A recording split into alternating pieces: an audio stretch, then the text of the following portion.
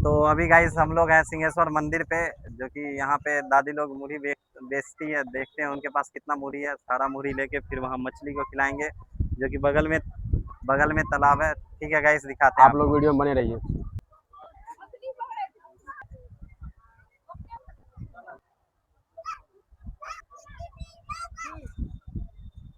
20 गो छो कोई गिल नहीं ना, पहले दीजिए पैसा दीजिए।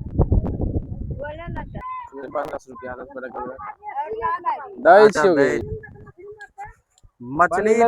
इधर देखिए ना बादल है, यहाँ नीचे पता नहीं चल रहा। अच्छा जूम कम वो बनाएंगे उस साइड में जाके, 2 वीडियो हो जाएगा। आइए इधर को, इधर से वीडियो बनाइए ना। अपन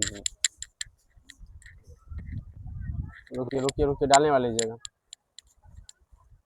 हाँ भाई। आपसे खुल नहीं रहा है, बताइए।